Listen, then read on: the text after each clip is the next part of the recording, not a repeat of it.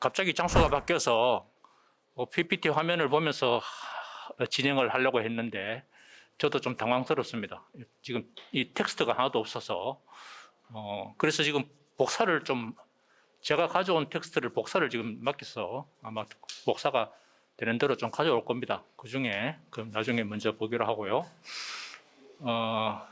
그 텍스트는 제 지난 시집인 먼 우레처럼 여기 나오는 것처럼 다시 올 것이다라는 시집에 대한 이야기를 좀 드리려고 시 몇 편 하고 거기에 관련된 뭐 글들 이런 것들을 가지고 또 거기에 관련된 이미지들 좀 가지고 말씀을 드리려고 했는데 지금 프린트 텍스트가 아직 복사 중이라서 프린트 중이라서 지금 좀 순서를 어떻게 될지 저도 지금 우선 생각이 안 됩니다. 그래서 제가 우선 여기 나눠드린 이 자료 프린트가 되는 부분 이 PPT 중에서 프린트가 되는 부분으로 지금 몇 장을 프린트해서 나눠드린 걸로 알고 있는데요. 이 부분을 먼저 좀 이야기를 하고 나중에 그 텍스트가 다시 복사가 오면 그 부분에 대한 이야기를 다시 하기로 하겠습니다.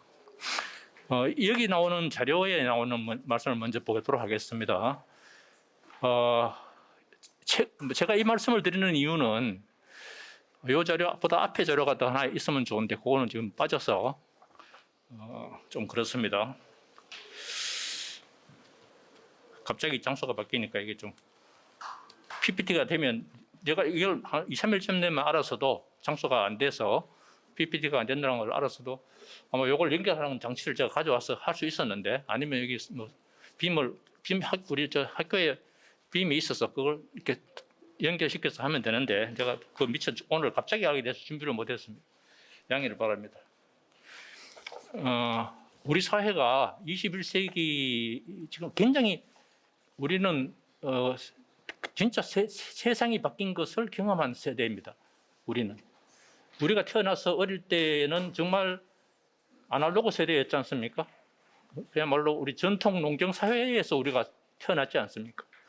그래서 우리가 어릴 때 유년기에부터 이제 산업화라는 걸 맞이해서 우리나라가 이제 사회가 바뀌고 문명화되기 시작하고 개발되고 이러면서 우리가 살기 좋아지고 뭐 이러면서 20세기에 소위 말하는 산업혁명 이후에 문명사회를 우리도 진입하게 됐고 그 사회를 우리가 단기간에 그야말로 세계적으로 역사가 드물게 70년대부터 우리 박 대통령을 중심으로 단기간에 그걸 이루어가지고 거의 뭐 이제 선진국 가까운 대열에 지금 들었지 않습니까?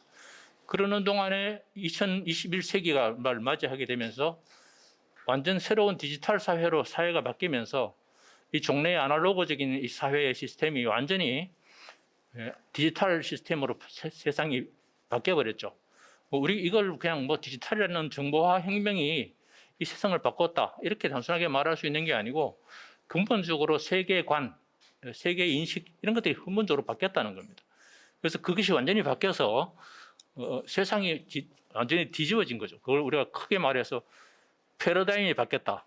세상의 전체적인 흐름이 완전히 바뀐 건데 이런 패러다임 시프트는 패러다임 대전환이라고 하는 이 대전환은 역사 이래로 2000년 동안에 한 서너 번밖에 없었어요.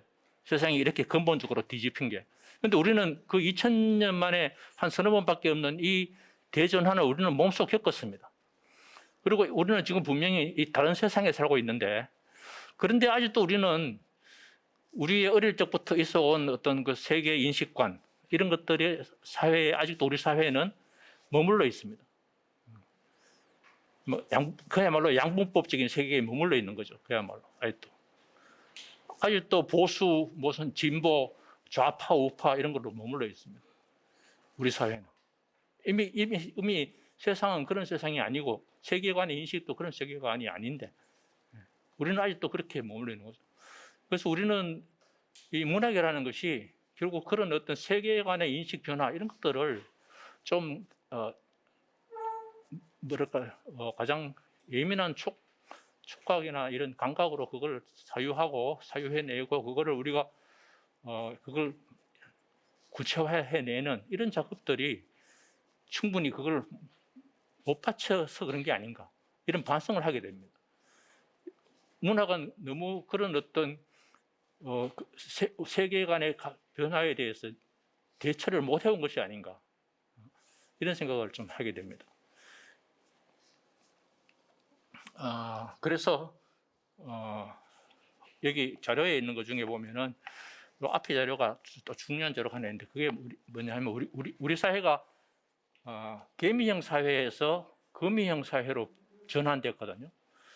이거는 이효령 교수가 한 말입니다. 지난 세기에 우리 사회는 개미형 사회였어요.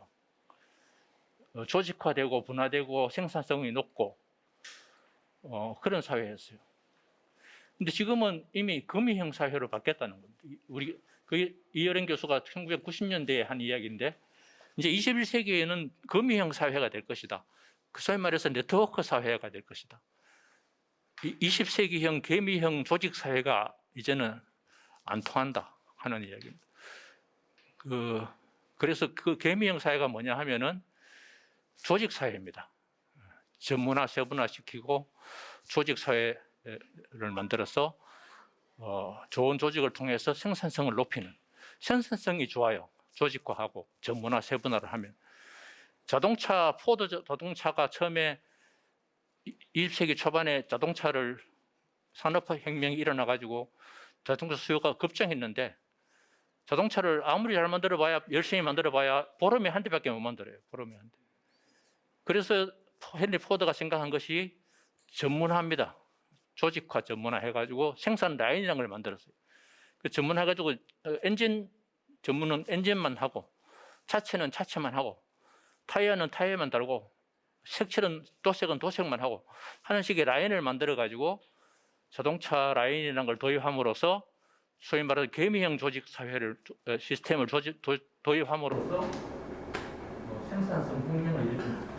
그래서 하루에 15대를 만들게 됐어요. 보름에 한 대 만들던 자동차를 하루에 15대를 만들게 됐어요. 그게 이제 생산 혁명의 시작이고, 이런 생산 혁명이 이 개미형 조직 사회에 대해서 이 시스템을 도입하니까 굉장히 효율적이에요. 잘 안 들려요? 볼륨을 키워주죠. 볼륨 조금 크게 되나요? 세줍니까? 됐습니다.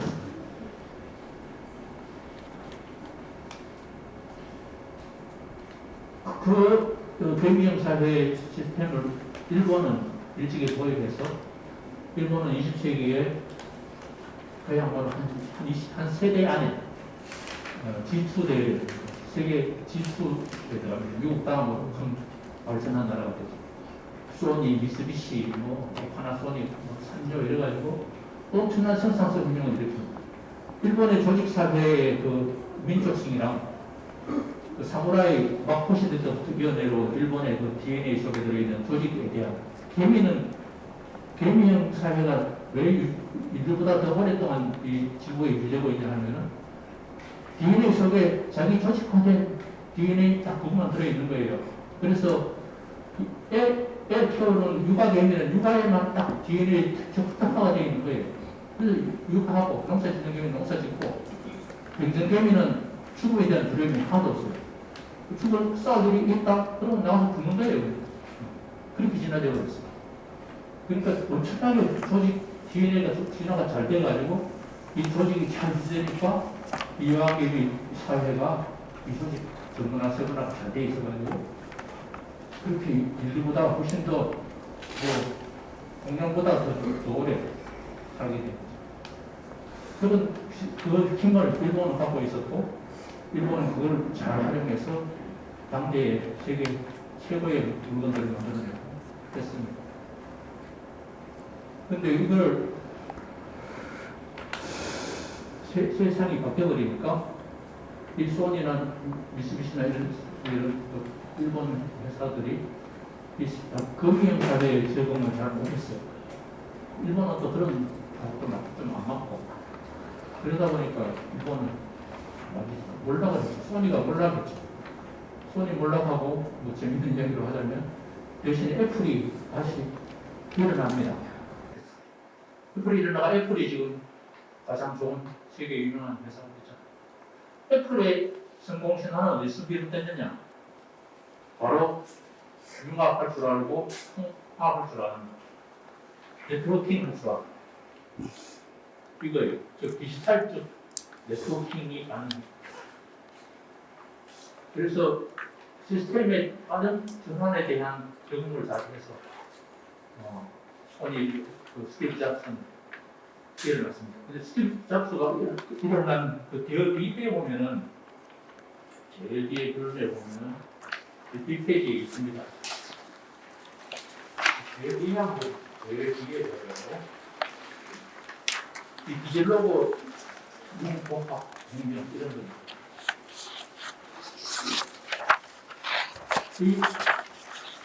그 애플이 디지로라는 말도 이런 것도 한 말입니다. 디지로라는 말. 스카이 부분인데 이 디지로그 사회의 승부자가 누구냐 바로 잡스입니다. 이 잡스는 한번 그 실패거든요. 잡스하고 빌 게이츠가 싸워서 누가 이겼습니까? 빌 게이츠가 이겼는 말이에요. 빌 게이츠가 10년 만에 세계 제일 바보가 되고 윈도우라는 시스템이 잡스의 매킨토시를 이기고 그래서 애플은 망했어요. 애플은 매킨토시라는 맥이라는 좋은 시스템을 만들었는데 좀 더 직관적이에요. 이 윈도우는 완전히 트리 구조죠. 개미는 조직 사회 구조예요. 윈도우가 그야말로. 윈도우는 하나를 모아가 그 위에 하나 모으고 그 시스템 풀이 안에 나무를 거꾸로 세워놓은 거죠. 나무가지처럼 벌어지는 거죠. 그걸 거꾸로 세워가지고 밑에 하부 조직에서 상부에서 조직 우리가 군대 가면 장군 밑에 이런 영광급, 그 다음에 민감급, 그 다음에 가상급, 이런 식으로 있겠어요. 그런 식으로 조직사회에 그 윈도우가 그런 시스템이기 때문에 윈도우가 더 우리한테 익숙해가지고 윈도우가 세계적 표준으로 스택되어버리는 바람에 조금 더 직관적인 맥킨토시가 저쪽 바람에 애플이 망했습니다. 망했는데 거의 애플의 이상하게 된 큰 위기가 된 게 아이포드입니다. MP3가 나와가지고 음악이 컴퓨터로 들어왔을 때 쉽게 직관적으로 타치해가지고 곡을 고를 수 있는. 그전에는 모든 게 마우스나 이런 것이 다 디지털이에요. 아니면 타치는 마우스밖에 없었죠. 그런데 곡을 고르는데 쉽게 만져가지고 곡을 고를 수 있다는 거예요. 이게 아이포드를 잘 팔리기 시작하면서 애플이 다시 일어납니다. 일어나가지고 스마트폰 시대에 바로 타치라는 것을 합친 거죠. 즉 디지털은 차가운데 아날로그적인 감직관적인 타치를 여기 부여를 합니다. 그 스마트폰에 타치를 부여하는 이 특허는 삼성이 지금도 몇천 원씩 계속 애플한테 물고 있습니다. 그만큼 이 태블릿이나 이런 스마트폰의 시대를 맞이하면서 애플은 완전히 대박을 터뜨리게 됩니다. 그러니까 시스템이 달라진 것에 대해서 인식을 어떻게 잘 하느냐가 이 크게 볼 때의 승패를 좌우합니다. 그 세상에 그렇게 시스템이 바뀌었는데 그거에서 안에도 우리는 아직도 좌파, 우파, 보수, 이렇게 지금 이러고 있다. 그거는 조립사회 때 이야기예요.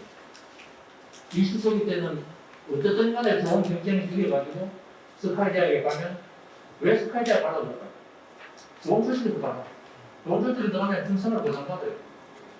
예를 들어 스카이대학 나와가지고 공사나 하고 이런 생각이 은행 같은 데 수입하면 그것도 되는데 평생 수식을 받으니까.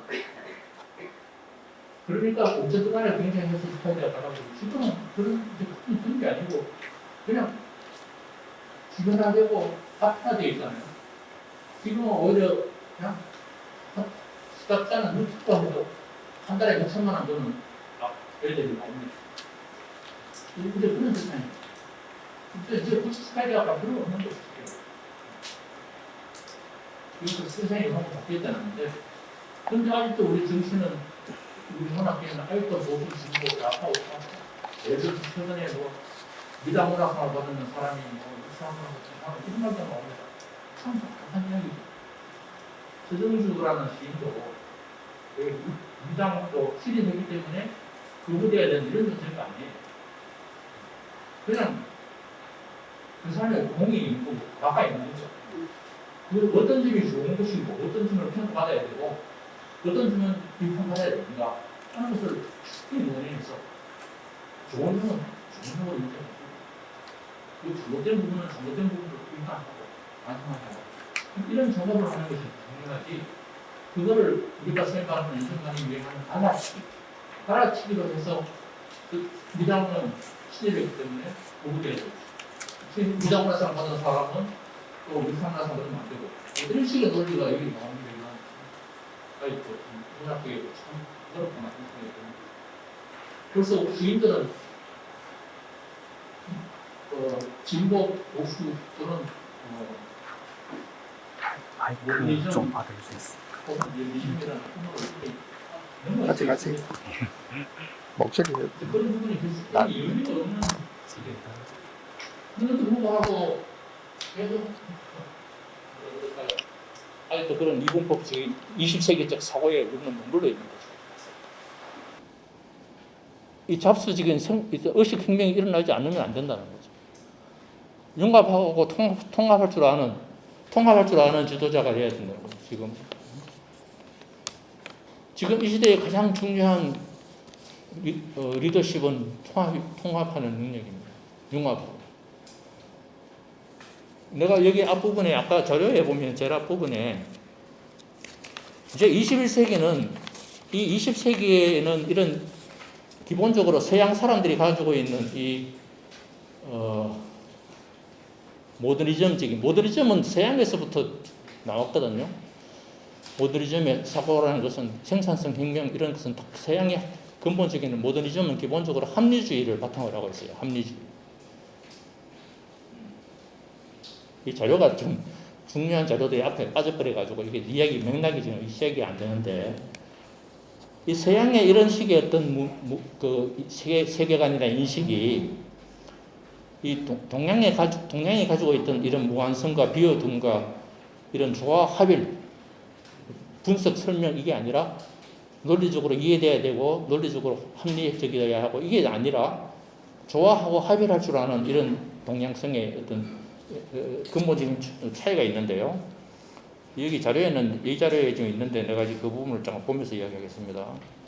없어서 자 서양하고 근본적인 동양의 차이는 뭐냐 하면요.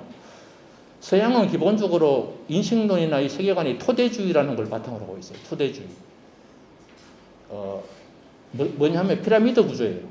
그때 기본적으로 토대가 튼튼해야지 그 위에 뭐가 쌓여갈 수 있다는 인식을 갖고 있는 데 반해서 동양의 사고방식은 토대주의하고 반대로 정합주의라는 이 생각을 가지고 있어요.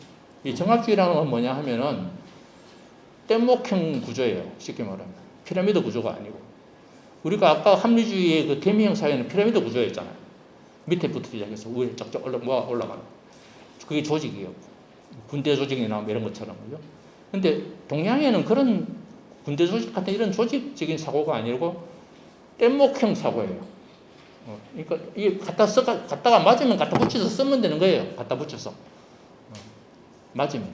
그냥, 아니면 안 맞는 대로 좀 우선 적응해 가면서 갖다 붙여서 쓰는 거. 이게 동양의 정합주의입니다. 정합이라는 말은 갖다 붙여서 맞으면 된다 이런 뜻이에요.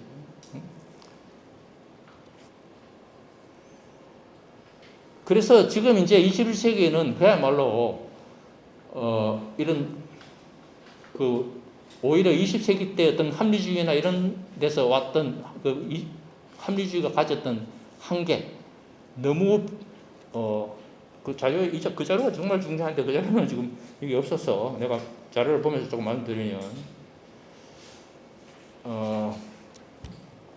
그걸 우리가 20세기를 지배한 합리주의를 대표하는 사람은 누구냐 하면 인류 역사를 볼 때 데카르트입니다.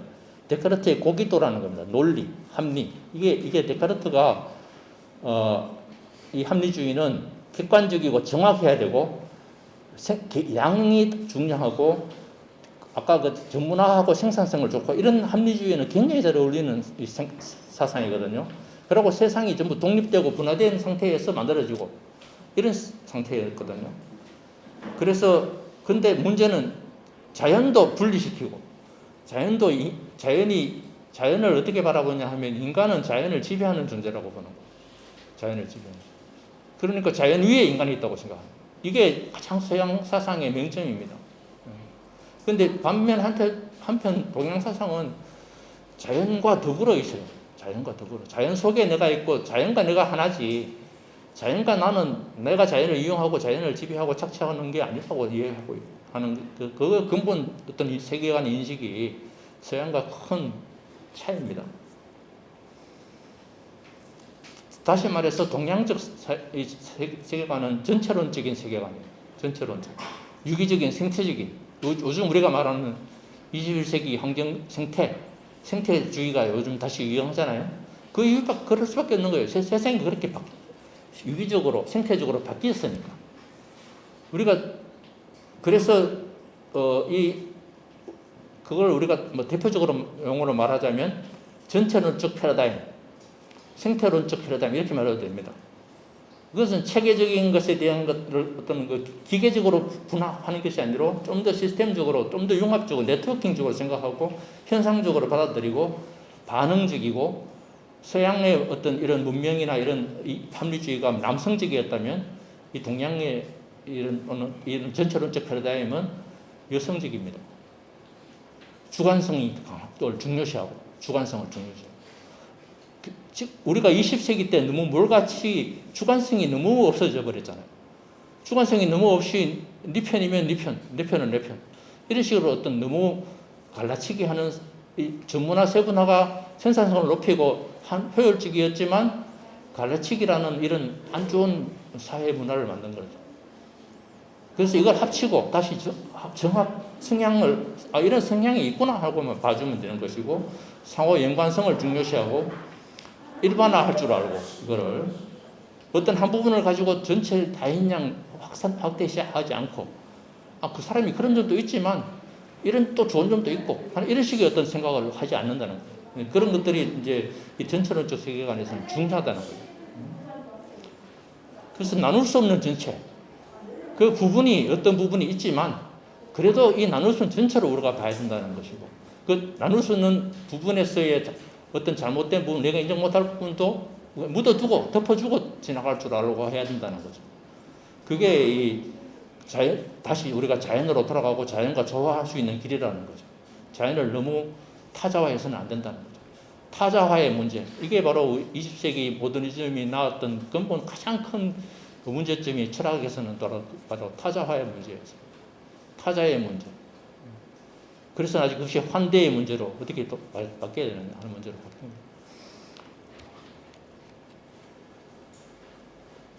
그래서 지금 새로운 우리가 세상이 바뀌어가지고 이런 새로운 유기적인 전체론적 세계에 살고 있으니까 이런 어떤 종래의 그런 어떤 인식적인 어떤 세계관을 좀 우리가 좀 뒤집어야 되는데 아직도 우리 사회는 그 현상을 우리 사회의 시스템은 아직도 그걸 못 따라가고 있는 게 너무 안타까워요. 저는 특히 또 문학이 아직도 그런 대접을 받고 있는 게 있어. 아직도 사람들이 볼 때는 저 사람은 리얼리즘 시인이고 이 사람은 무슨 모더니즘 시인이고 이런 식의 분리를 하고 아까 같이 리얼리즘이니까 시인이니까 육사문학상에는 모더니즘 시인은 안 돼요. 이런 식으로 말하면 이건 정말 말이 안 되는 이야기거든요.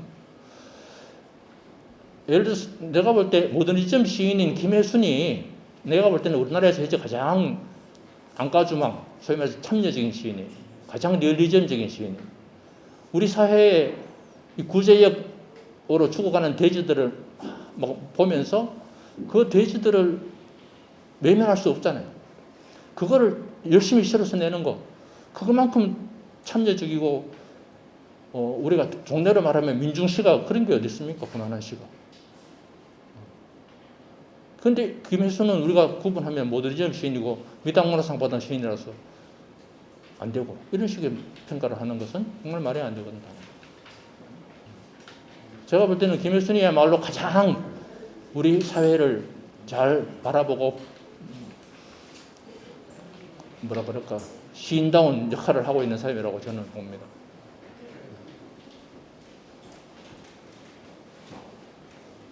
그래서 지금 저도 시접을 내다 보니까 창비에서 두 번 냈고 문제에서도 옛날에도 냈지만 지금은 문제나 창비가 그런 구분을 하지 않습니다. 상당히 창비에서도 그런 아주 모더니즘적인 실험적인 시대를 많이 수집을 내주고 있고, 문제에서도 반대로 아까 김일순 같은 이런 피어라 대지 같은 이런 시집을 내주잖아요. 그게 왜 그런 척했어요? 그런 갈래로 볼 수 없는 거예요. 벌써 이미 이게 리즈즘이냐 모더니즘이냐 아니면 뭐 좌파냐 우파냐 이런 식으로 갈라질 수가 없는 거예요. 근데 우리는 특히 대구는 보면 아직도 계속 그런 우파, 뭐 보수 우파를 지키고 뭐 박 대통령이 최고고 뭐 이런 식의 어떤 그 사고에 많이 가져 있어요. 그게 정말 안타까워요.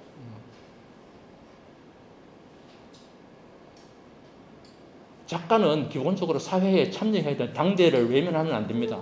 자기가 살아가는 사회. 그리고 이 작가가 이 당대를 바라보고 비전을 좀 제시할 수 있는 것은 좀 시대를, 그러니까 흐름의 변화를 가장 앞서서 민감하게 받아들이고, 그 민감하게 받아들인 것을 왜 세상이 이렇게 바뀌고 있는가를 설명해주고 이해하게 해주고 하게 해주는 사람이 작가의 역할입니다.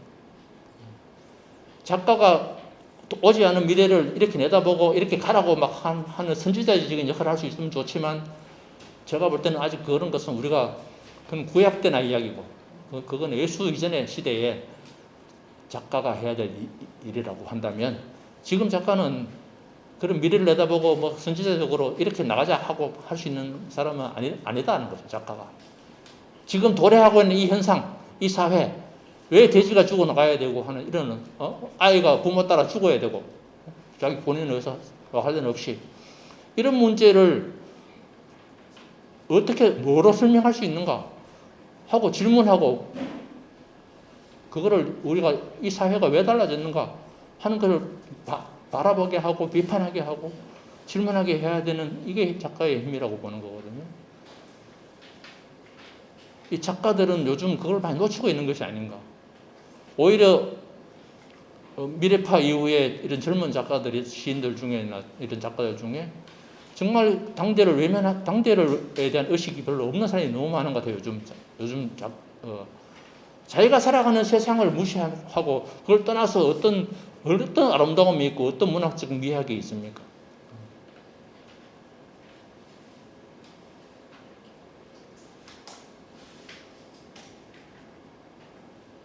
그래서 정말 아무리 좋은 시를 쓰고 아름다운 시를 쓴다고 해도 작가는 자기가 살아가는 사회를 외면하면 안 된다 하는 그 말씀을 드리고 싶고, 그 사회가 그만큼 많이 바뀌어 있는 것을 이미 우리가 자꾸 환기시키고, 그거를 잘못 가고 있는 부분은 비판하고 잘 가도록 질책하고 하는 이런 역할을 작가가 해야 되는 게 아닌가.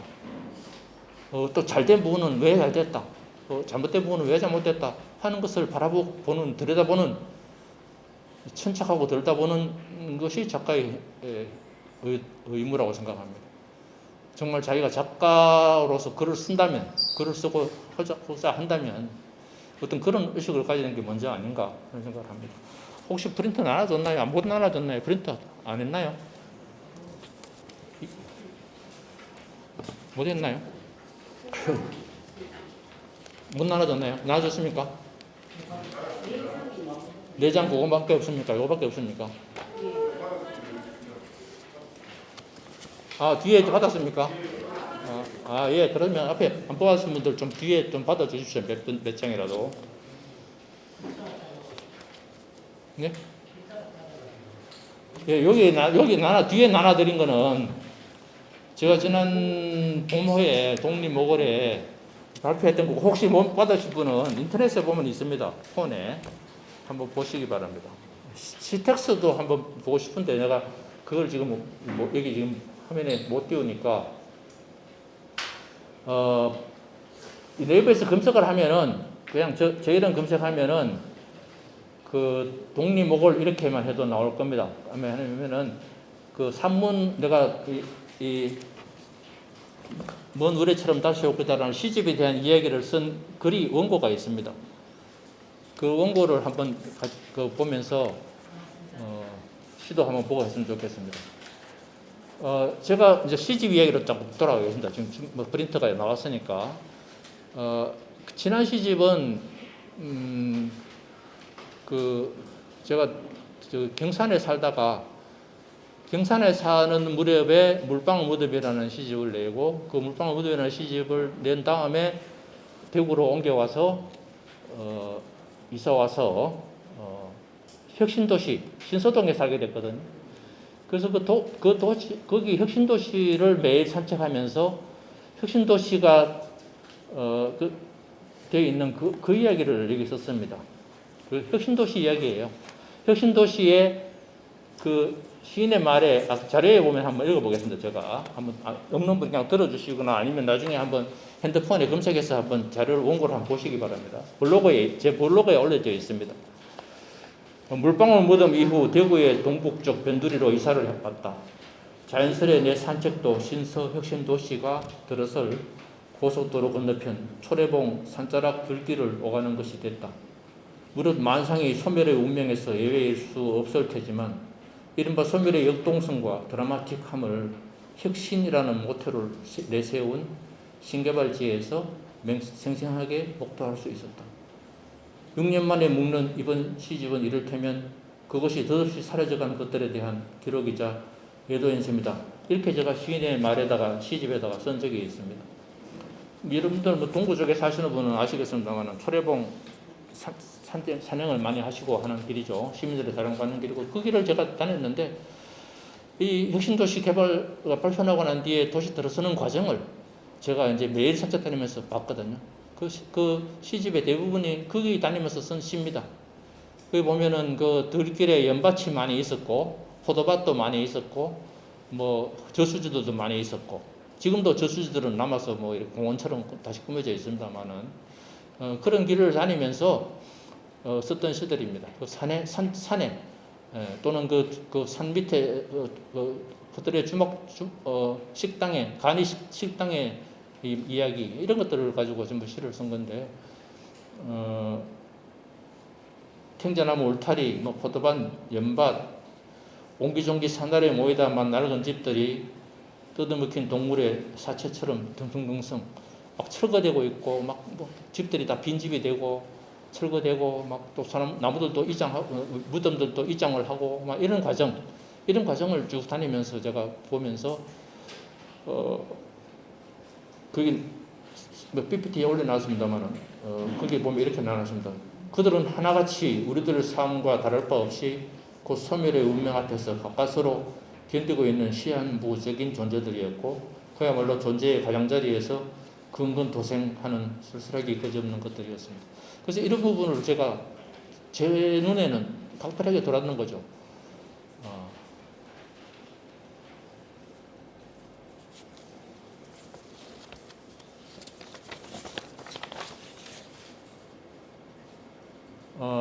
그 혹시 원고 가지고 분 중에 그냥 이거 뭐 지금 자리가 여의치 않으니까 이렇게 낭송도 한편 하고 해서 하면 좋겠는데 지금 그렇지 않으니까 이 마이크에 있는 제가 그냥 읽겠습니다. 시 한 편 읽겠습니다. 주저앉아 산적집을 읽겠습니다. 철거의 압박을 못 견딘 듯 자진해버린 것도 있었으니 햇살에 폭삭 주저앉은 산적집은 영락없이 한 마리 죽은 짐승 몰골이다. 제자리에 고스란히 주저앉아 말라가는 사체 같다. 등뼈와 늑골들을 드러낸 채 껍질 같은 낡은 기와장들마저 덩어리 뒤쪽으로 스스로 무너뜨리고 있다. 이미 썩거나 메말라버린 마음인 듯 종이꽃들 퇴색하거나 쪼그라들어 내장마저 공허한데 속이 빈 것들을 속절없이 무너져 내리는데 문득 짐승의 비틀린 발목을 들여다보게 되는 때가 있다. 발톱마저 다 닳아버린 발가락마저 보일 때도 있다. 죽음이라면 부득이라도 들끓어야 마땅하거늘 귀신 살던 몸이라 파리도 알을 쓸지 못했나 보다. 메마른 부패, 미라 같은 사체가 짐승처럼 뭉터리고 있다. 마음의 일별이 그걸 세세히 어루만지고 돌아오면 오전 산책은 건조하게 마무리되곤 한다. 소멸이 그다지 멀지 않다. 삶이란 언제나 죽음 지척의 일. 이게 주잔전 상제집인데요. 그 동네에 어디에다 상제집이 있었는데 더군다나 그 동네에는 이제 철거를 앞두고 빈 마을이니까 상제집이 제일 먼저 주저앉았습니다.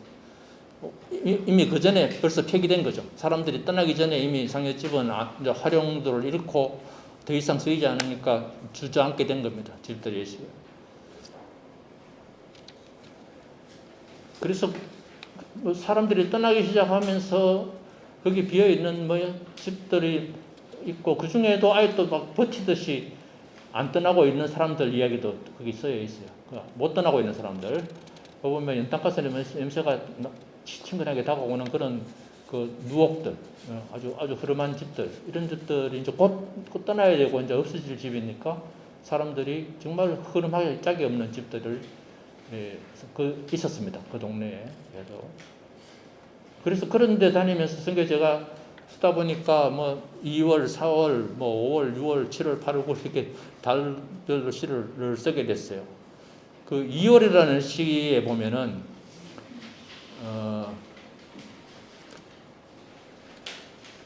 그것도 하나 더 이렇게 씁니다. 제가 이게 자료가 없으니까 보면서 이렇게 설명을 하면 좋은데 그게 안 되니까 이미지도 좀 준비를 한 게 있는데 제가 그래서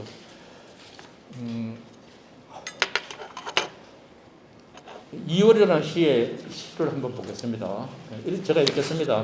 그냥 좀 들어주십시오. 입춘 지나 바람 잦아들자 고집 센 저수지는 겨우 한쪽 옆구리 풀어 세월이 몇 마리의 자맥질을 허락한다. 빨간 발목 빨간 청둥오리들이 얼음 가장자리에 웅크리고 있다. 붉은 깃발 꽂힌 산자락 무덤들엔 이장 안 넘은 팻말들이 명패처럼 박혔다. 소나무들도 제각각 허리춤에 누런 테이프 두르고 어디론가 옮겨갈 채비를 마쳤다. 마른 덤불 덮인 청자나무 울타리를 돌아갈 때 어느 누옥의 연탄가스 냄새를 맡는다. 저 주저앉기 직전인 집들에 담쟁이가 말라붙은 낡은 블록 담벼락 안에 아직 사람이 산다. 마당에 솥을 걸고 폐목을 떼서 나무를 삶는 노파가 있다. 종일 뜰 앞에 쪼그리고 앉아 모닥불을 피우는 말라깽이 할아버지가 있다.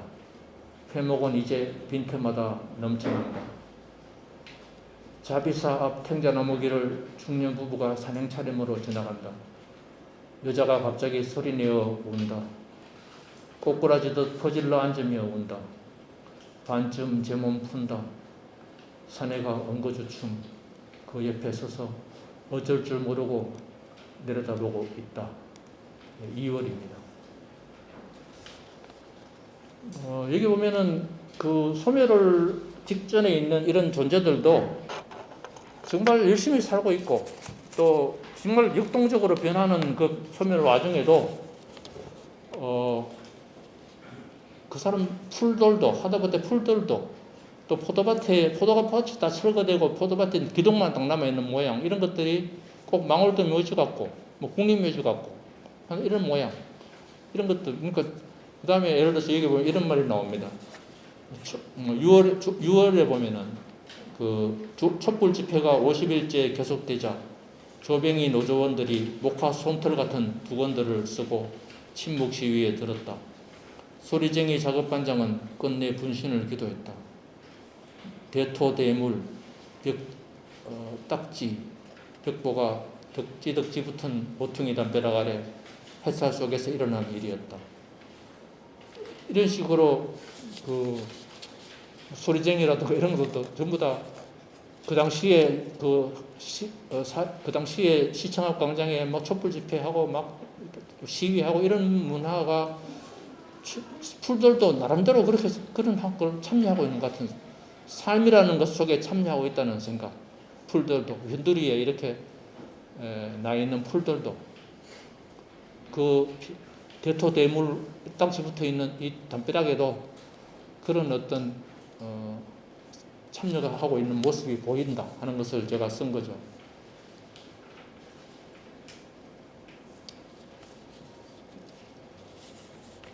대부분 다 그런 시들이에요. 그래서 또 소파가 내버려져 있거나 마네킹이 버려져 있거나 뭐 이런 것들 가지고 시를 많이 썼습니다. 버려져 있는 물건들 그 외곽에 그냥 트럭에 싣고 와가지고 소파 같은 것도 막 갖다 버려놓고 이렇게 아직까지 거기는 정비가 되기 전이니까 이제 곧 다 철거되는 이런 지역의 와중에 폐가도 많고 이러니까 막 집이 갑자기 어느 날 갑자기 가니까 집이 하나가 훌러덩 없어진 거예요. 뭐만 남았나 하니까 스티로폼하고 뭐 이런 나무 조가리만 남은 거예요. 내가 이걸 가출이라고 썼습니다. 집이 가출해버린 것 같다. 집이 그냥 어느 날 갑자기 가출해버린 것 같다. 이런 생각을 쓰기로 했습니다.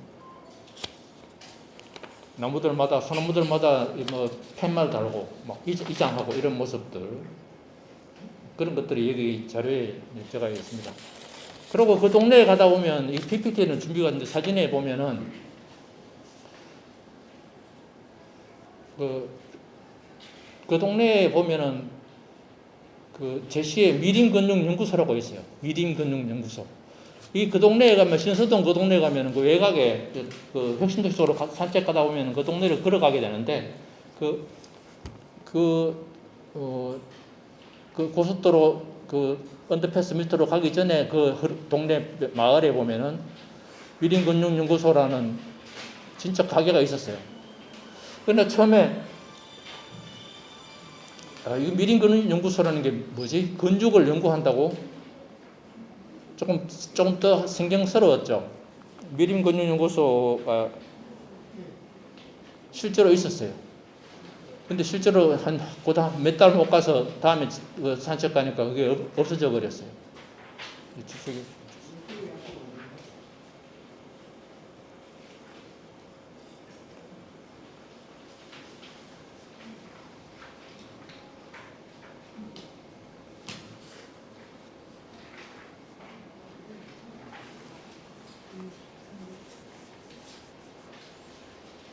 미림근육연구소를 한번 읽고 거기에 대한 이야기를 좀 하겠습니다. 제가 저 세 번째 페이지인가요? 그 몇 번째가 그 뒤에 보면 찾아보십시오. 뒤에 미림근육연구소가 있습니다. 한번 찾아서 같이 봐주시기 바랍니다.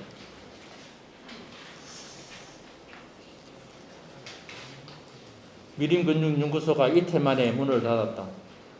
근육의 구름을 배합하는 방법과 비율을 수십 년간 연구해서 특허를 여러 획득했다는 소장님은 안개가 심한 날이면 근육통을 호소하는 고객들의 클레임에 시달렸다고 한다.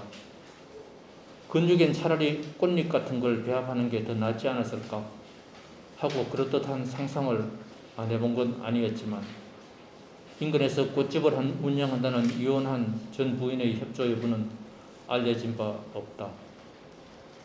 올해도 매화며 벚꽃들은 길가에 소복하게 떨어져 바람에 흩날린다. 주택가 백목련은 저 혼자 꽃대고를 이루었다. 아쉬운 대로 백목련을 배합했더라면 하는 생각도 스쳐갔을 것이다. 끝내 가성소다를 주입하는 극약 처방을 썼다는 소문만 흉흉하지 않았더라도 어쩌면 미림근육연구소는 그 이름대로 아름다운 근육의 숲을 울창창 이루었을지도 모를 일이다. 어쨌든 다시 봄은 가고 여름이 채 오기도 전에 우리 동네 미림근육연구소는 그 짧은 생의 공공을 다하여 이제는 구름의 영역으로 사라지고 말았다. 이게 보니 여기 원고에 있습니다만은 이 근육연구소라는 건 아마 단백질 근육 관리하는 사람들이 단백질 음료 마시잖아요. 아마 그런 음료 파는 가게 같았어요. 그런데 가게 이름을 그냥 단백질 가게 음료가 아니고 그냥 미림근육연구소라고 자기가 근육을 잘 만드는 음료를 개발한 것처럼 이렇게 연구소라고 이름을 붙여가지고 가게를 차렸었는데 그 가게가 그냥 2년 못 가서 1년 좀 난지 버티다가 문 닫았어요. 이런 가게가 한둘이 아니었죠. 이런 걸 제가 그냥 그려보고 싶습니다. 겨우겨우 버티다 존재하는 존재 이런 것들. 그래서 그 외곽에 그런 여기다 보면은 저수지 매점이나 이 저수지 주변에 강아지들이나 뭐 청자나무 카페라 민들레 하우스 같은 거 공중무덤 이런 것들 전부 혁신도시가 이제 들어서는 과정에서 만들어진 그런 장면들 가지고 시를 썼고 노래 같은 거는 그 가설 식당에 개가 늘은 개가 있는데 그 식당에는 늘 유행가를 틀어놔요. 노래를 옛날 가수들 뭐 노래 틀어놔요. 그러면 하루 종일 그 개가 그 노래 듣고 앉는 그 모습 이런 것들 가지고 제가 노래라는 시를 쓴 적도 있습니다. 그리고 이제 그 마지막에 그 뒷부분에 보면 붉은 버섯을 보다라는 시가 있잖아요. 이 붉은 버섯을 보다라는 시는 거기 한번 어떤 시냐 하면은 이건 안 읽겠습니다. 그냥 이 시는 그냥 이미지 몽타주 기법을 쓴 하나의 시입니다. 그러니까 얼굴 흰 여자가 그냥 그 식당 가에 어느 날 서 있었어요. 실제로 어떤 여자가. 근데 이 여자는 딱 한 여자가 아니고 그 밑에 산문에 나옵니다만은 그 밑에 산문에 붉은 버섯을 보다라는 시 전문 있죠. 그 뒤에 밑에 보면은 내가 그 붉은 버섯을 보다에 대한 산문을 쓴 게 있어요. 간단한 짧은 산문을. 그거 한번 보겠습니다. 정작 초고를 쓸 때에는 그리 꼼꼼하게 의식하지 못했었다. 그런데 다시 보니 졸시 붉은 버섯을 보다는 오랜 세월 어림잡아 20년간이다. 오랜 세월에 걸쳐 뇌리에 각인되었던 장면들과 짤막한 에피소드들이 마치 영화의 몽타주 기법처럼 합성되어 하나의 정황으로 제시되고 있음을 새삼 알 수 있다. 시에 등장하는 주인공 얼굴 흰 여자는 물론 실제의 인물이다. 다만 한 인물이 아니라 두 사람이 겹쳐진 것이다. 전자는 20여 년 전 내가 살던 외곽 아파트 담벼락 구석에 생경하게 서 있던 여자였고, 이게 수성 동아파트입니다. 수성 동아파트에 수성모텔 가까우니까 그냥 동아파트 앞에 내려오는데 어떤 여자가 한 명 그냥 멍하게 허공을 보고 서 있는 거예요. 근데 내가 나갔다 들어오는데 계속 그렇게 서 있는 거예요. 아무도 안 하고. 아마 그 약간 그 정신병 중에 약간 그렇게 혼자 멍하게 서 있는 이런 증상을 가진 병세가 있다고 들었어요. 그런 여자였나 봐요. 그리고 또 후자는 10여 년 전에 지금은 기억나지 않는 일행 몇과 안강의 독락당을 거쳐 양동마을로 가는 길 산업도로변에서 본 여자였다. 두 여자의 공통점은 뜻밖의 장소에 전혀 어울리지 않는 옷차림으로. 옷차림은 그 양동마을에서 본 국도변에서 있던 산업도로변에서 있던 그 여자는 그냥 바바리 코트 차림이었어요. 바바리 코트 차림인데 도로변에 그 산업도로변에 그것도 또 차가 안 다니는 사람이 보행로가 없는 그냥 산업도로에 그냥 그 양동 고가도로 바로 떨어져서 얼마 안 돼가지고 그러니까 사람이 걸어 다니지는 평소에 않는 곳인데 거기 그냥 산업도로변에 서가지고 그 관광 들판을 보면서 이렇게 서 있는 거예요. 한참 동안 지나가면서 앞에 사람이 서 있길래 계속 봤죠. 그 여자는 계속 딱 한 군데만 허공을 바라보고 있는 거예요, 그냥. 그런 여자들은 상당히 그 이미지가 나한테 기억에 남았고, 이 기억에 남았던 것들이 그 어떤 그날 식당에서 본 붉은 버섯 우산을 쓴 여자, 우산을 쓰고 그냥 식당에 지나갔던 여자를 보면서 그때 그 안강에서 봤던 그 여자랑 우리 수성동 아파트에서 봤던 그 여자가 떠오른 거예요, 그 이미지가. 그래서 다시 그걸 합쳐가지고 지금 이 얼굴이 흰 여자라는 걸로 이 시에 얘기가 된 겁니다.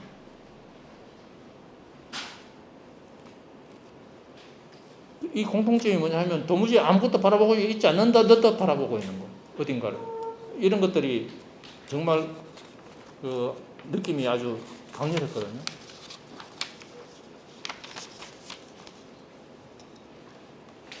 나머지 뭐 이런 그 시에 나오는 에피소드들은 실제로 그냥 뭐 물에 빠졌던 물에 다리가 빠졌던 거라든가 이런 것들 뭐 모습 이런 건 전부 다 거기서 나오는情景들인데 문제는 이것들이 뭐냐 하면 대부분 좀 짧지 않은 시간에 내 안에 각인된 이미지들이 이 적지 않은 세월로 인해서 내 의식의 심층부로 가라앉아 그 뒤편에 그런 말이 나옵니다.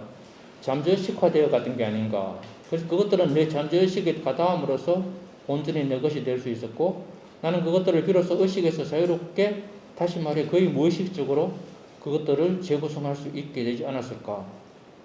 이게 이제 우리가 어떤 풍경을 보고 그 풍경을 단순히 그냥 묘사하는 것이 아니라 어떤 풍경의 이면을 들여다본다는 생각.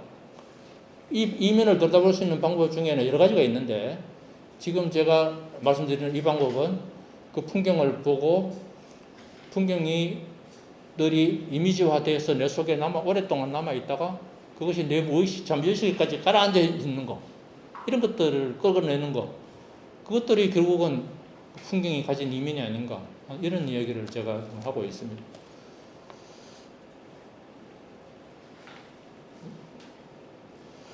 그래서 뭐 이제 여기 나옵니다만은 뭐 나중에 한번 시간 됐을 때 나눠드린 이 산문을 한번 읽어보시면 오늘 뭐 시집에 대한 저 설명은 이 산문에 충분히 다 있을 것 같습니다. 그래서 대충 이렇게 이 정도로 시집에 대한 이야기는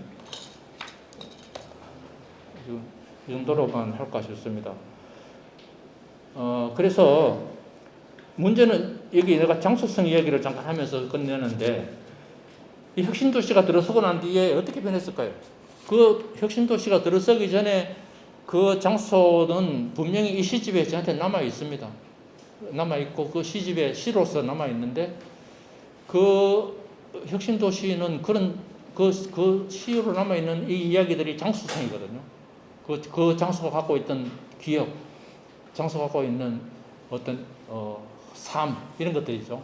근데 지금 혁신도시는 그런 게 잃어버리는 것 같아요. 가면은 어디가 어딘지 뭐 별로 뭐 의미가 없어요. 왜 혁신도시가 그렇게 장소성이 잃었는가? 우리가 그 전문가들이 그걸 우리가 비장소화 혹은 장소 상실이라고 말하는데요. 혁신도시는 다른 데 가도 다 있는 거기 때문에, 별로 차이가 안 나기 때문에, 다른 곳이랑 장소성이 없는 거죠. 장소 상실이 된 거죠. 그나마 장소성을 잃어버리지 전에 마지막으로 제가 어떤 면에서 아카이빙으로 기록해 놓은 것이 그 시집이 아닌가, 이런 이야기입니다. 그러니까 지금 우리 도시개발이 대부분 아까 모더니즘이라는 것이 획일화하기가 쉽다 그랬잖아요. 너무나 다양성을 존중하고 이거 전체적으로 통합할 줄 모르기 때문에 자꾸 획일화되는 거예요. 그러니까 그 다양성을 존중하지 않기 때문에. 그래서 비장소가 되어버립니다. 혁신도시가 정말 좀 제대로 왜 혁신도시가 비장소가 된 가장 큰 이유 중에 하나는 뭐냐 하면, 거기에 삶이었기 때문에, 삶이. 아까 말한 풀들의 삶, 아까 그 잡초의 삶, 하고 버려진 것들의 삶, 혹은 아까 그 얼굴의 흰자 같은 그런 존재들의 삶, 이런 것들이 거기 있었거든요. 아까 그 식당에 나오는, 노래에 나오는 그 늙은 개, 또는 문들레 하우스에 나오는 그 하우스 안에 묶여있는 개, 이런 것들이 전부 그런 삶이 있었기 때문인데, 혁신도시에는 그 삶이 사라졌기 때문에. 우리가 그래서 요즘 도시를 만들고 도시 재생할 때 장소성이라는 걸 아주 중요시합니다. 그 향촌동이라는 장소성은 어떻습니까?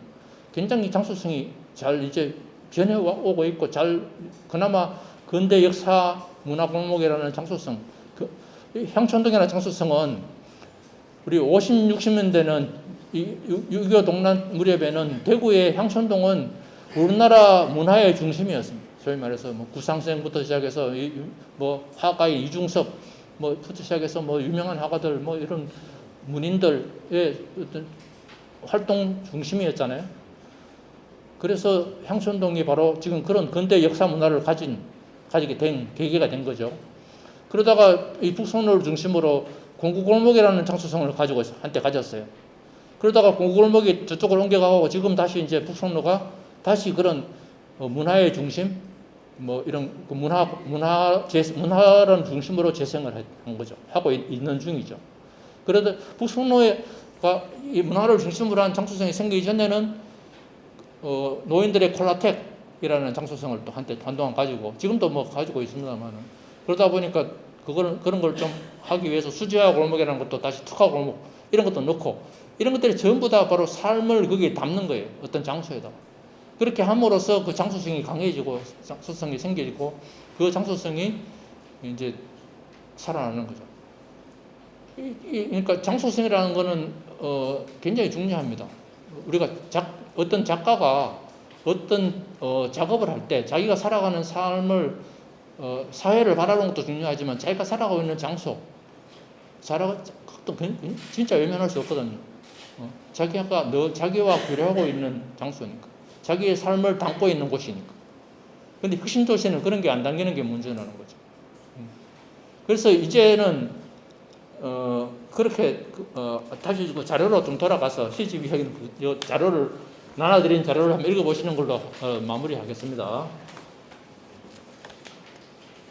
다시 이제 처음에 했던 이야기로 좀 돌아가겠습니다. 자료를 보면은 이 서양의 문화는 그 두 번째 하면 처음 나눠준 이 자료 있지 않습니까? 유인물. 이 제 밑에 보면은 머리 배의 신체론과 동아시아의 미학이라고 하는 게 있죠. 이거 한번 다시 보겠습니다. 시간이 한 20분 정도 제가 요 설명을 더 드리겠습니다. 그러고 진행하도록 하겠습니다. 20세기는 머리의 시대였어요. 머리 좋은 사람이 살기 좋은 시대였어요. 근데 지금은 머리 좋아가지고는 별로 뭐 그렇게 대접 못 받습니다. 지금은 오히려 몸을 잘 쓰는 사람, 배심 좋은 사람, 이런 사람들이 좋습니다. 20세기는 시각 중심의 문명이었고 여기 왼쪽에 보면 이성 중심의 시대였기 때문에 빛과 남성적 질서가 유행이었다면 이때는 투쟁과 전쟁, 개체성 분리 이런 것들을 굉장히 중요시했거든요. 그러니까 아니무스의 시대였어요. 20세기는 남성성의 시대였어요. 그런데 21세기 이 동아시아의 미학은 배와 몸, 체오, 체득 몸으로 겪어보고 몸으로 깨닫는 거 이게만큼 중요한 게 없습니다. 그래서 지금은 경험주의 시대, 경험을 중요시하는 시대입니다. 경험해보고 감성적이고 빛과 남성적 질서가 아니라 어둠과 여성적 혼돈. 이 혼돈을 싫어하면 안 돼요. 혼돈을 긍정적으로 봐야 돼요. 혼돈의 힘을 받아야 돼요. 거꾸로. 그리고 투쟁과 전쟁이 아니라 춤, 가무입니다.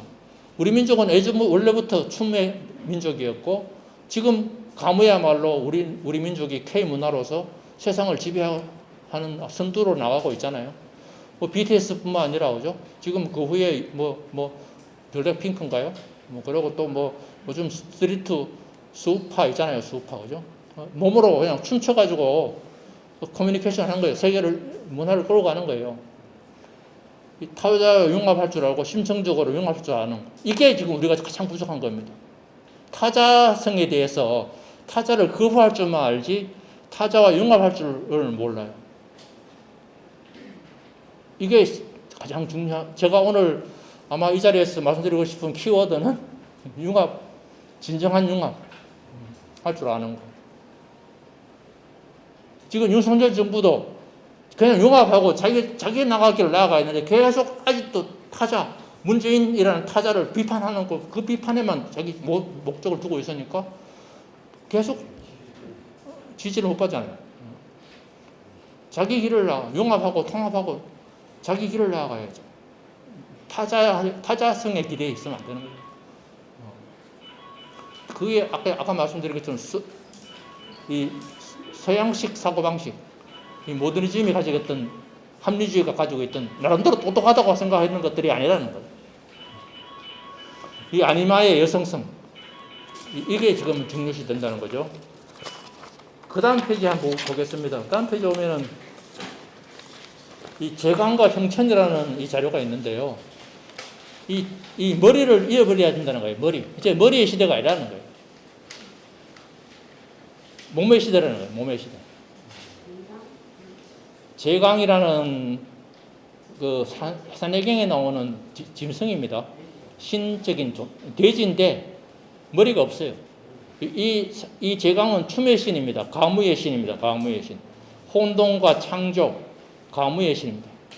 진정한 창조는 혼돈을 받아들이고 인정할 줄 알 때 가무의 신, 이런 게 바로 제광인데 이 제광이 지금 수우파죠. 쉽게 말하면 BTS고. BTS가 뭐 가사가 아주 정말 세상을 잘 비판해서 가사가 좋아서 아니잖아요. 머리가 아니에요. 그냥 그 몸으로 느끼는 느낌, 춤 이런 거죠. 그 형천이라는 그 이야기도 있는데요. 형천도 보면은 형천이 머리를 잘라버리니까 비로소 자유로워져 가지고 배꼽으로 입을 숨을 쉬고 노래를 부르면서 춤을 췄다 하는 그 설화를 나오는 거거든요. 이것도 머리를 잃어버림으로써 몸의 자유를 얻은 거예요. 거꾸로. 이 상징하는 바가 큽니다. 우리가 남산에 가면은 석불들이 지금 다 머리가 없는 게 많아요. 그 석불들은 머리를 잃어버리는 석불이. 그게 상징하는 바가 있어요. 머리에 의존하는 시대가 아니라는 거예요, 이미. 머리로 생각하면, 뭐 잘못했으니까 잘못 판단했고, 이건 나쁜 거고, 하고 할 수 있지만, 그런 식의 어떤 판단만 가지고 살아가지는 안 된다는 거예요, 지금. 여기 보면, 그, 전령의 신이라는 로마 신화에 나오는 메르쿠리우스, 그리스 신화의 헤르메스입니다. 이 헤르메스는 혼돈을 딛고 서 있어요. 이 메르쿠리우스는 양성을 다 융합하고 있어요. 양성은 남성성과 여성성을 그 그림에 보면은 남자 여자 머리 오고가 둘이 같이 붙어 있죠. 우리 여와 복희씨도 마찬가지입니다. 우리 동양에 남녀 구분도 사실은 의미가 없는 거예요. 지금도 계속 뭐 여성부를 없애야 되고 남자 중심의 사회고 페미니즘이 어떻고 이런 식의 어떤 논리는 이제 그걸 다 벌써 넘어서야 된다는 거예요. 이미. 이 그림에 보면은 그 머리의 상실을 상징하는 그림이 하나 있습니다. 그 베이컨의 그림인데 이 해체주의 그림 중에 보면은 이 머리를 상실하는 그림이 나옵니다.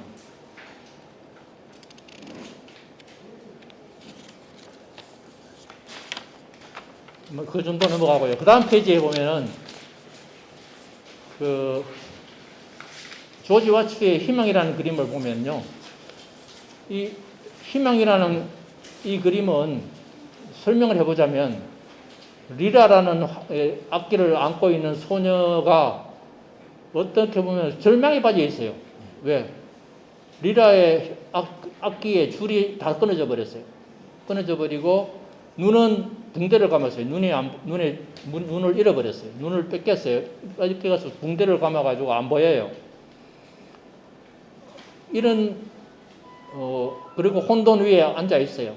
이런 소녀의 모습이 거꾸로 조지 와츠는 희망이라는 제목을 붙였어요.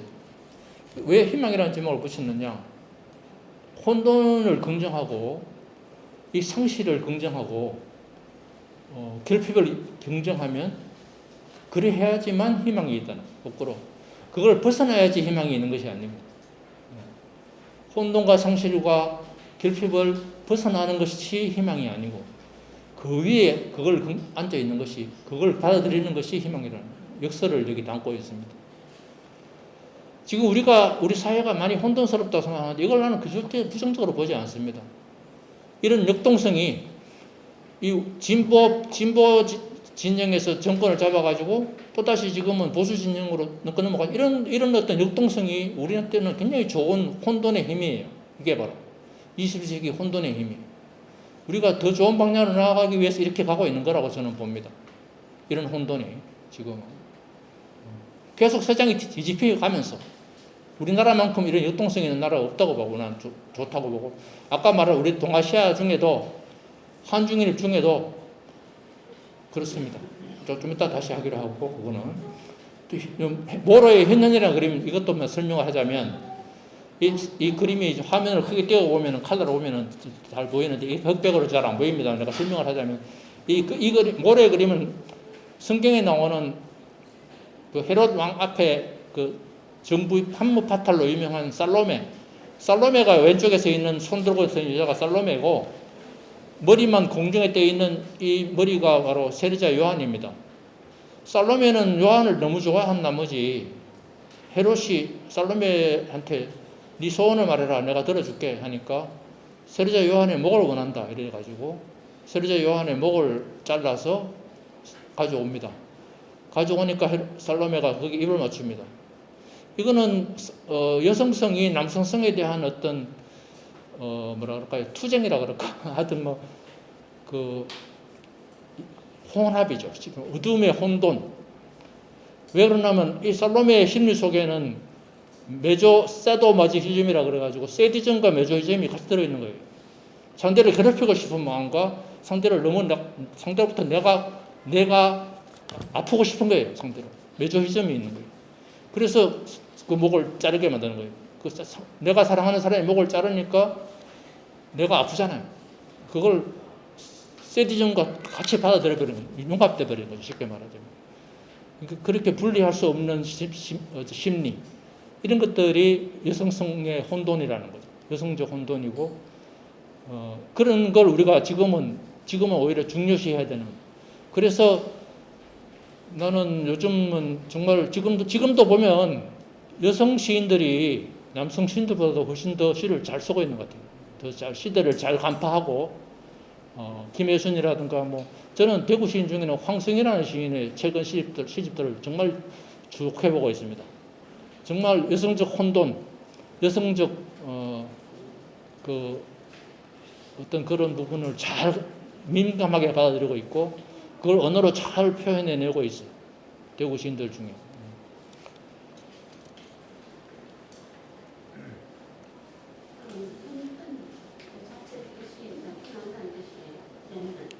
네?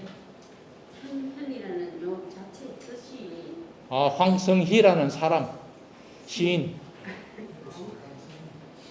황성희라는 시인은 앨리슨의 집이라는가 이런 식의 시집을 냈고 사를 위한 무슨 그런 시집도 냈고 현대문학 핀 시리즈로 사랑하는 나의 촉법소년가 이런 시집도 냈고 최근에 문학동네에서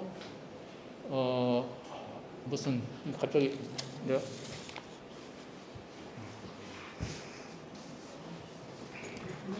묻는 거는 예. 현현은 모르는데 현현이라는 요 뜻을 현현. 요 나타난다는 뜻이에요. 예. 나타낸다, 드러낸다 하는 뜻이거든요. 현현은요.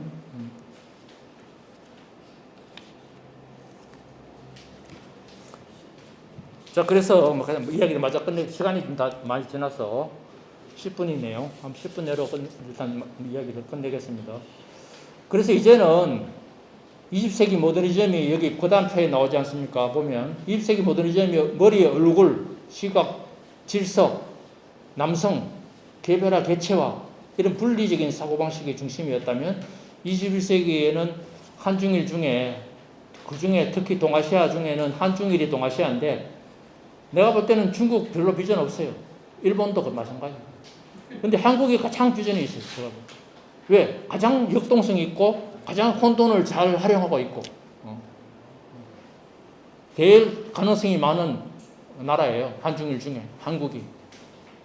그야말로 이제 한국의 시대가 아닌가 21세기. 그렇게 생각하는 거죠. 21세기 동아시아 미학의 핵심은 배, 몸, 통합, 생성적 혼돈. 이 혼돈, 몸의 촉각, 시각이 아니라 몸의 촉각, 이 근적 감각, 여성성, 아니마, 통합과 생성의 네트워크 이런 것들이 현재의 키워드가 될 것이다. 비렐름이라는 서양 사람이 이런 말을 한 적이 있어요. 아니무스는 두 눈에 살고 아니마는 하복부에 산다. 이거 서양 사람이 한 말인데 이 아니마는 바로 몸에 있다. 몸에 단전에 있다고 말하고 있거든요. 단전에. 자궁에 있다라고도 말할 수 있고 뭐 그렇긴 한데 그래서 배로 감흥하는 분할되지 않은 통합적 삶의 느낌, 생성의 네트워크 이거를 중요시해야 된다 하고 말하고 있습니다. 그래서 김지아 시인이 마지막 페이지에 보면 김지아 시인이 했는 유명한 좋은 말이 있어서 내가 한 번 더 환기하겠습니다. 복승과 모심이라는 이 말을 김지아 시인이 했어요. 하고 돌아가셨는데 그 복승이라는 게 뭐냐 모심이 뭐냐 옛 전통적 삶에 근거인 생명과의 소통 일체의 존재를 거룩한 우주 공동 주체로 들어올리는 공경의 정신 현대적 맥락, 혼돈적 역동성 속에서 되살리는 것. 거의 그대로 인용한 것인데, 김지아 선생이 내가 이 중모하는 이유는 혼동적 역동성을 중모하고 있는 겁니다. 우리가 이렇게 뒤죽박죽 나라가 막 이렇게 갈라치고 막 뒤죽박죽이 좌파가 됐다 우파가 됐다 이런 것들이 전부 다 혼동적 역동성의 단계에 있는 것이 아닌가 저는 이렇게 보는 거죠. 이제 필요한 것은 이런 융합할 줄 아는 힘, 아까 말했는 이 새로운 가능성으로서 융합을 해 나가야 된다 하는 이런 것들이 오늘 제가 이 자리에서 강의하면서 한 키워드로 한마디로 말하자면 융합입니다. 그 융합은 시대의 어떤 소명이고 작가는 그걸 좀 정말 민감하게 받아들여야 될 게 아닌가 하는 생각입니다. 이 정도로 하면서 또 뭐 답변을 하면서 내가 말씀드리겠습니다. 질의응답 시간을 좀 하도록 하겠습니다. 지금 예전 시간이 한 15분 좀 남아서 질문을 해주시면 자유롭게 내가 거기에 살을 붙여서 답변을 하겠습니다. 여기 PPT가 있었으면 이 영상도 좀 보고 해야 되는데 이미지도 좀 많이 준비를 했었는데 좀 그렇습니다. 이미지를 못 보여드려서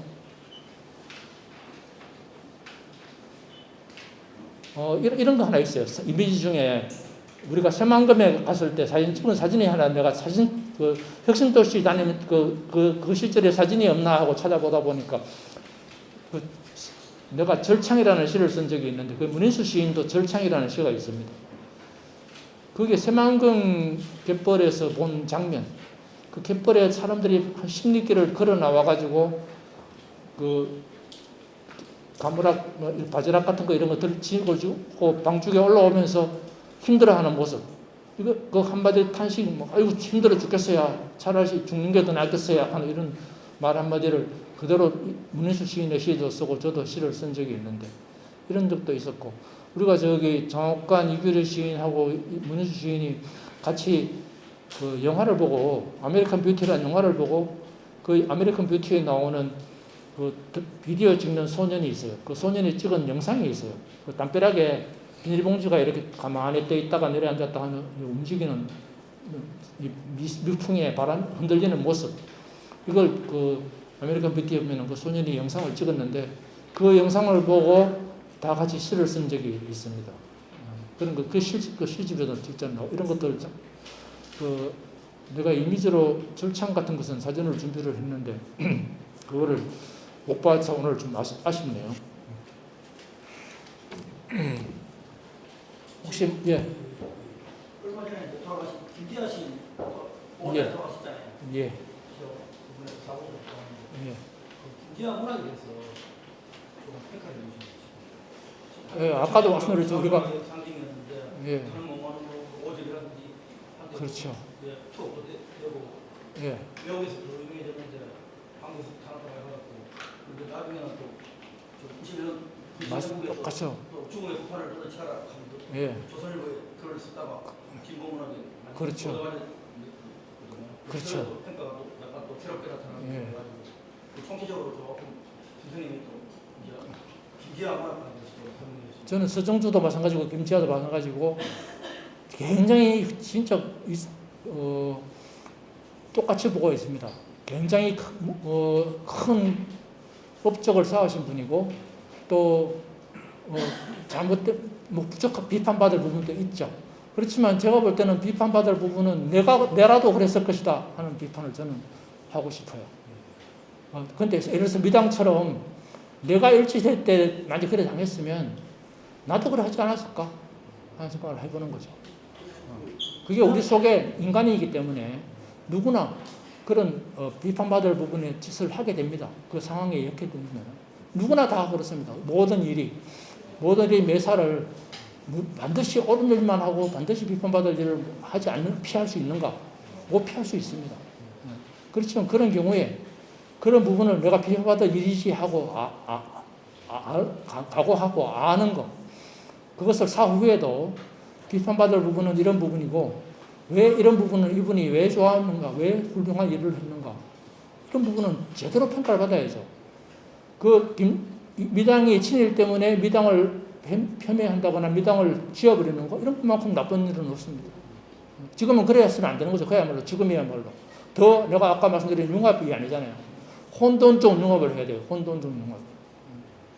혼돈적 유동성. 그게 그런 융합이, 그런 비판받을 부분이 들어오지 않으면 진정한 융합이 되지 않기 때문에. 김재하도 마찬가지로 김재하만큼 큰 문학인이 어디 있습니까? 뭐 미당이 버금갈 만큼 큰 분이죠. 이어령 교수도 마찬가지입니다. 이어령 교수도 그런 관변적인 그런 비판받을 부분 이런 것들을 떠나서 얼마든지 좋은 말, 정말 아이디어맨이었고 정말 창의적인 사람이었잖아요. 그러니까 시대를 보는 개미형 사회, 금미형 사회라든가 디지로고 같은 이런 용어 자체를 만든 것 자체는 이어령 선생님은 정말 대단한 분이에요. 정말 머리가 좋은 분이죠. 그런 부분을 이제는 우리는 비판할 부분을 그 비판 때문에 그걸 거부하고 그 비판을 딛고 나는 안 그러니까 하는 거 아니잖아요. 보세요. 조국이를 비판해가지고 대통령 된 윤석열도 똑같이 비판받잖아요. 그게 인간이기 때문에.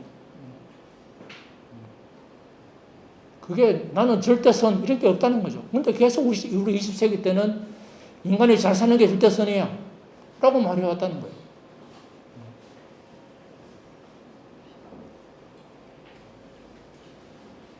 그럼 지금 성수문학이라든지 참여문학은 지금 와서는 그러니까 지금은 수수냐 참느냐 이런 문제가 장비나 문제라든지 뭐 그런 갈라치기식 사고 자체가 이제 극복해야 한다는 거예요, 우리가.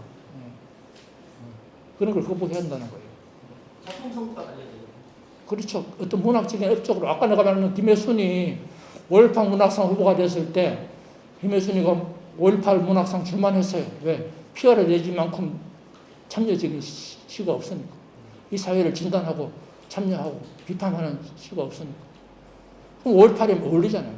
그럼 줘야죠. 그런데 미당 받았으니까 안 돼. 그러니까 구호했잖아요. 그런 식으로 평가를 해서는 이제 안 된다는 거죠.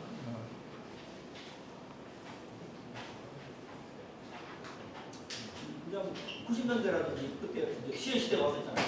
네. 시집이 뭐 30만 부, 50만 부, 네. 뭐 최영민 시라든지 네. 조정민 시라든지 조동환 시라든지 이제 지금 와서는 시의 시대가 다시 오기는 힘들겠네요. 시집이 한 100만 부씩 팔리면 지금은 글쎄요. 시인이 춤을 잘 추면 정말 팔릴 수 있을까나요? 시인이 이제 어떤 일반 시민들의 어떤 마음을 건드려 가지고는 그 백모 팔리기 어려운 것 같아요. 지금은 시대가 그만큼 많이 달라졌고 그렇지만 아직도 뭐랄까 소통을 하고자 하고 소통에 더 적극적이고 더 치열하게 그걸 하는 사람들은 결국은 예를 들어서 지금 허연희 같은 시인은 뭐 본격 문학을 하면서도 상당히 대중적으로도 상당히 잘 팔리고 하는 시인이 많이 있어요. 뭐 예를 들어서 뭐 내가 지금 떠오르는 사람이 허연희밖에 없는데 다른 사람 같은 경우에도 시집이 내가 얼마 전에 어떤 상을 심사한다고 보니까 시집이 20세를 찍었더라고요. 이런 아주 유명한 좋은 시인인데 그래서 그런 거는 나쁘지 않게 정말 좋게 보이더라고요. 그러니까 한 20세 정도 찍을 수 있는 시집이 그만큼 아직 우리가 본격 좋은 텍스트를 읽는 시인이 있다는 독자가 있다는 거. 그건 정말 좋은 현상이고 그게 우리 힘이 아까 말한 혼동적 유동성의 힘이 아닌가 그런 생각을 합니다. 제가 오래간만에 떠들었더니 목이 쉬네요.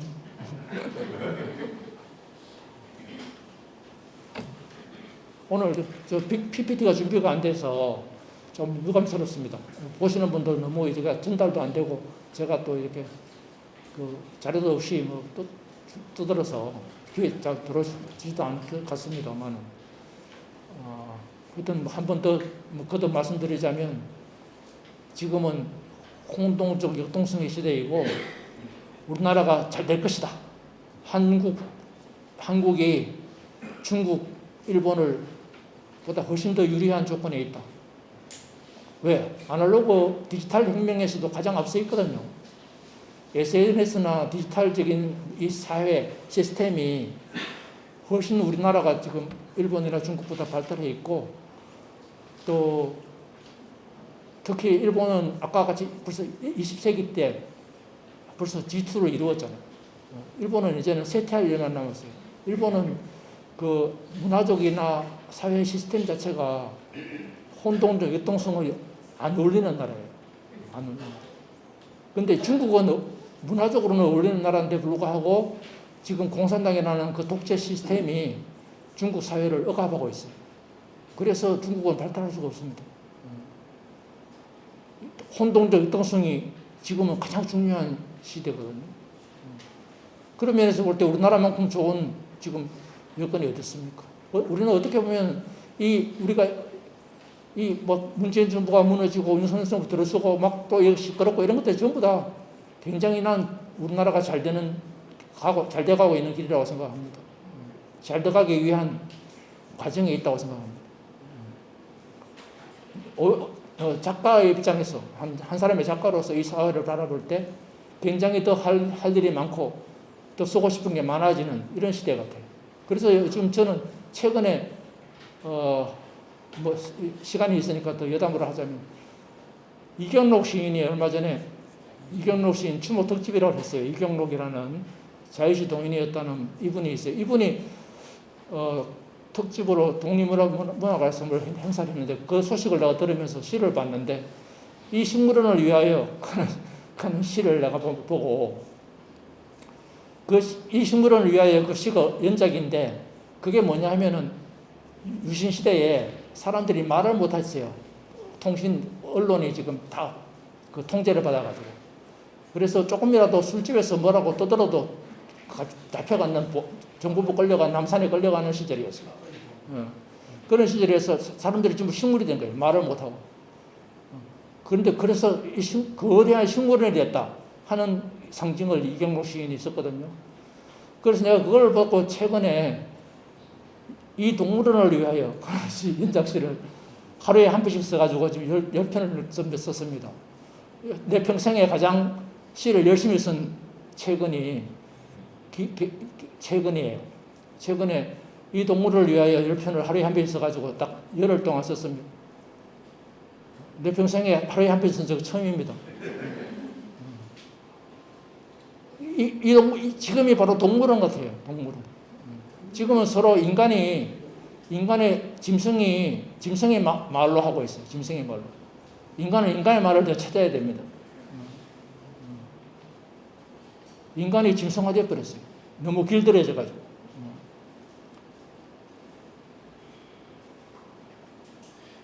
그럼 저번에 참미에서 나오는 시집 번외 이후에는 시집을 안 해요? 시집을 그동안 시를 못 썼는데 최근에 다시 이렇게 열심히 쓰게 돼서 10년 됐는데. 신나고 있습니다. 다음 시집은 언제 나옵니까? 그래서 이제 이게 다 요즘처럼 쓰면 한 몇 달 뒤에 시집 내릴 것 같은데 지금 시집 한권 분량은 됩니다. 그래서 한번 곧 좀 내려고 생각하고 있습니다. 한권 분량은 좀 넘습니다. 그래서 그 중에 좀 골라서 지금 내려고 하고 있습니다. 오늘 시 주제가 먼 우레처럼 다시 오고 싶다. 예. 그래 지금 그 선생님 강의하신 전체가 이제 20세기, 20세기 오늘 융합, 이런 그게 먼 우레처럼 뭘 있더라도 감 온다는 이런 뜻이니까.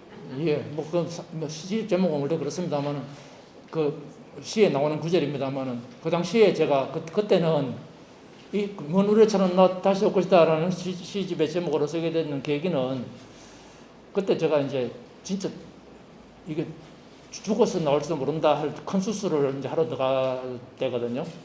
그래서 저 수술을 하고 나와서 병원 중환자실에서 그 시집을 받았어요. 그래서 내가 시집을 낸다고 원고로 보내고 시집 제목을 정할 때 다시 와야지 내가. 지금 뭐 아득하게 먼 것처럼 들리지만 다시 와야지. 언젠가는 다시 회복해가지고 돌아와야지 하는 의미를 담아서 그 시집을 썼습니다. 그래서 근데 실제로 돌아오긴 왔어요. 왔는데 돌아와가지고 내가 시를 못 썼어요.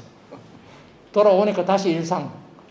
돌아오면 정말 내가 그 돌아온 다시 생명을 얻어서 돌아오면 그때는 죽기 직전이었으니까 다시 돌아오면 진짜 수술 받고 한 6개월 막 고생했습니다. 이제 죽음의 과정을 거치면서 돌아와가지고 살만해지니까 다시 월급쟁이 생활 학교 다니고 근무하고 이 일에 또 다시 돌아가 버렸어요. 시에 돌아왔으면 좋았을 텐데 지금 이제서 돌아온 거예요. 정말 먼 우려처럼 아주 멀리 있었어요. 그 우려가 지금 저한테 이제 왔습니다. 그래서 생애 처음으로 하루에 한 번씩 시를 쓰는 이런 경사를 맞이하게 됐습니다.